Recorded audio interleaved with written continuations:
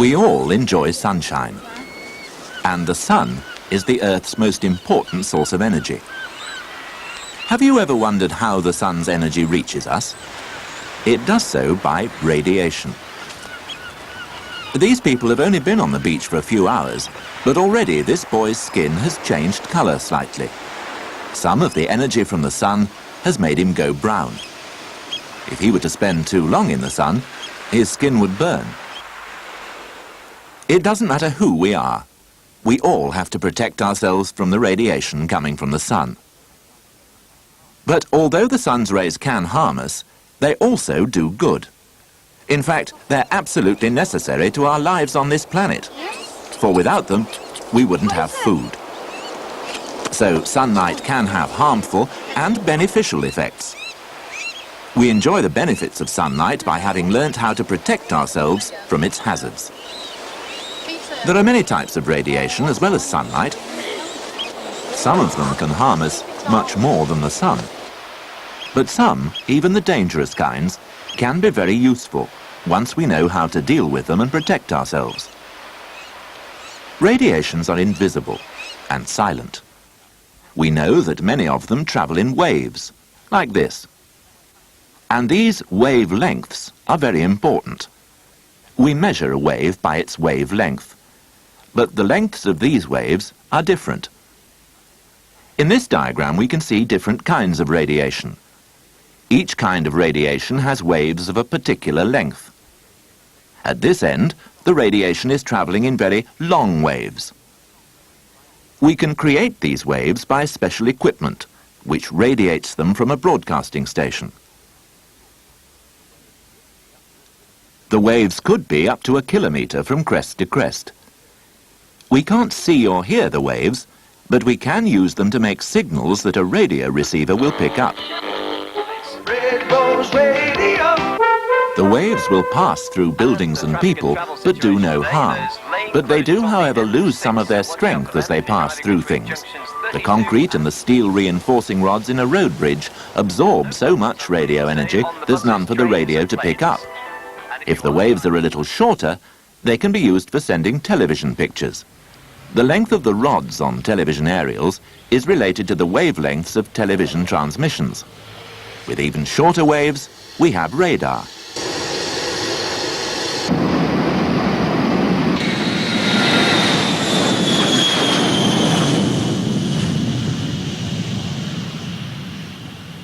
Radar uses wavelengths which will not pass through aircraft or ships.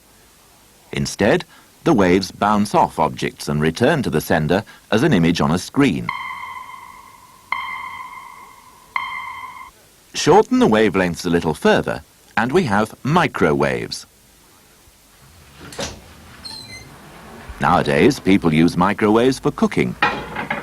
These radiations could be dangerous to people, but special safety devices are built into the cookers.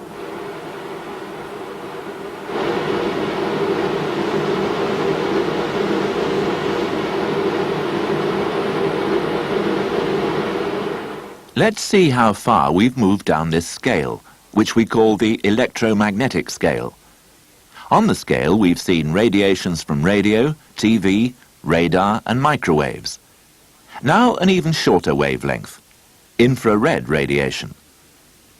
You may be familiar with using infrared radiation to control your televisions remotely. We can detect infrared with our bodies and can feel the deep, penetrating wavelengths of this heat. They bring relief to sufferers of muscular pain, and we feel infrared coming from fires and stoves too. By using special heat-detecting equipment, we can take pictures of heat, like this. Rescue workers find people buried under debris by using heat-seeking cameras. So far, none of the radiations have been visible to our eyes. To detect them, we've had to use special instruments. Now we must consider wavelengths which are a little shorter.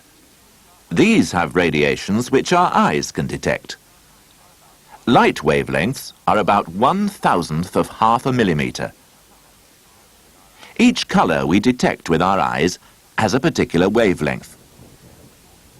As the wavelength shortens, It reaches the level of ultraviolet light, invisible to our eyes, but detected by our bodies, and giving our skin a suntan, which of course can be harmful if it results from too much exposure to ultraviolet radiation. Ultraviolet light has other uses. Here, forensic scientists of the Metropolitan Police are using ultraviolet to detect alterations and forgeries. Here, two MOT certificates are compared by using ultraviolet light. The one on the right is genuine, the left one false. As the wavelength becomes shorter still, we reach what are called X-rays.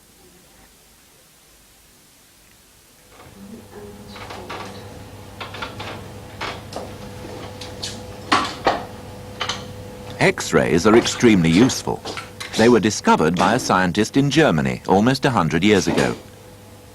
We use the radiation we call X-rays to penetrate solid objects and produce photographs for doctors to examine.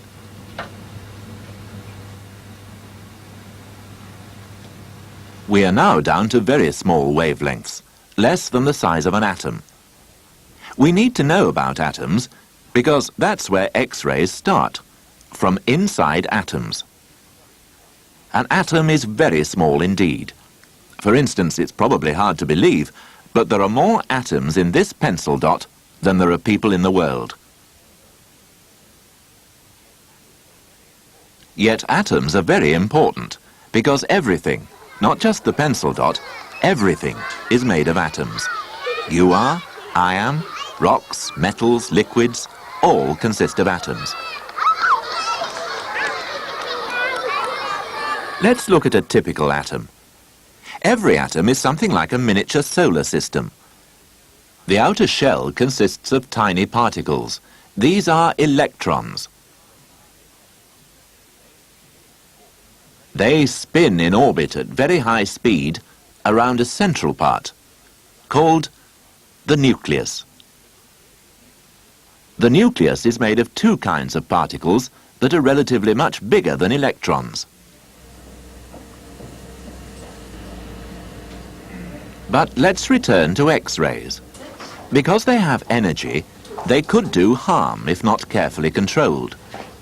The source of the X-rays is surrounded by lead, so that the operator and patient are protected, and so that only a limited amount of the X-rays are used to make a picture.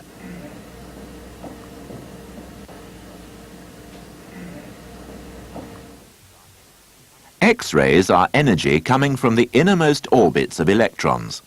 Of course, only certain atoms give out X-rays.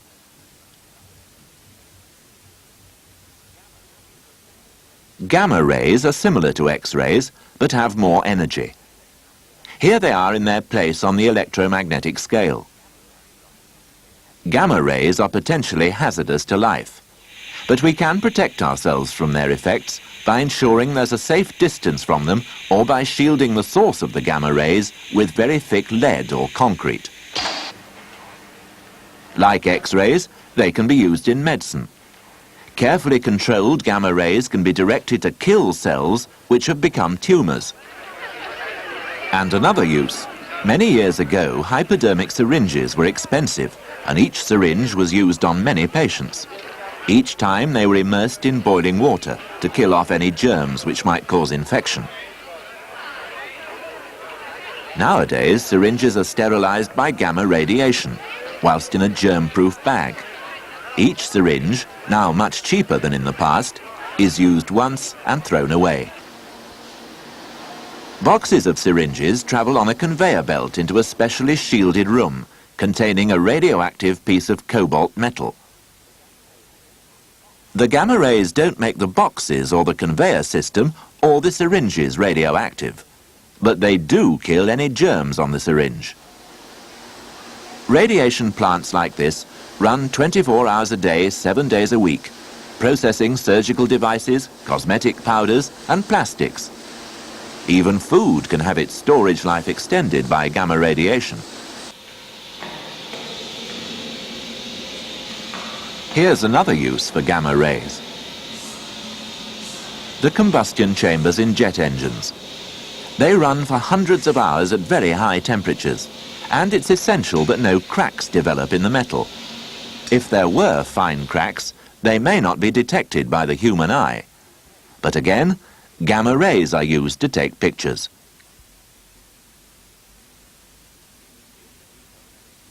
If defects exist, the chambers are replaced.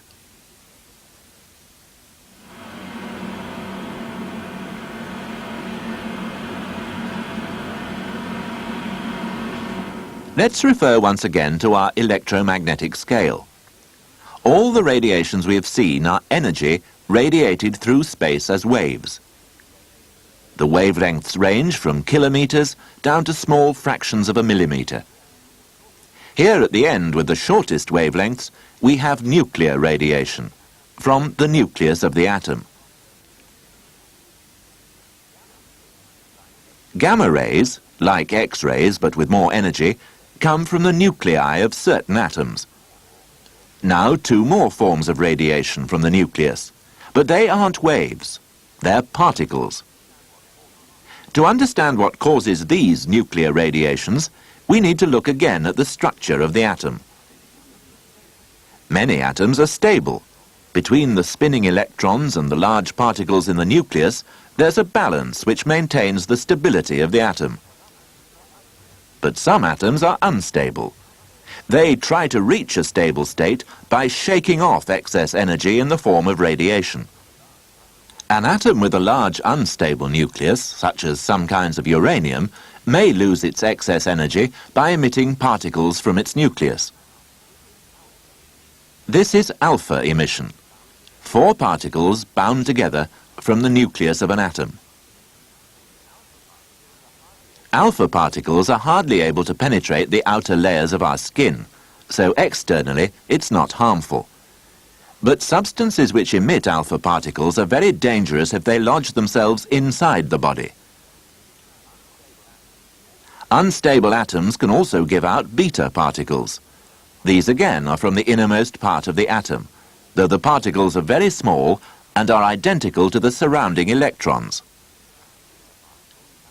Beta particles travel at high speed, but can be stopped by a thin sheet of metal. Scientists use beta radiation in archaeology to determine the date of ancient specimens. One other particle from the nucleus that can be used is the neutron. Neutron radiation consists of neutrons emitted from the nucleus at high speed. Okay, Jack, let's have the beam on. Okay. In motorcar research, neutron beams are used to see what happens to oil when an engine is started from cold.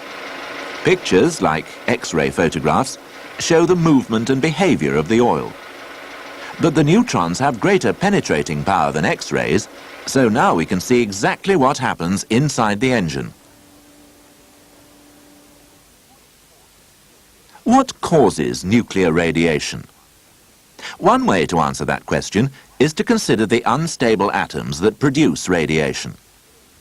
The first experience of unstable atoms came at the very end of the 19th century, when French scientists detected energy coming from uranium ore. They called the energy radioactivity, radiation from the nucleus.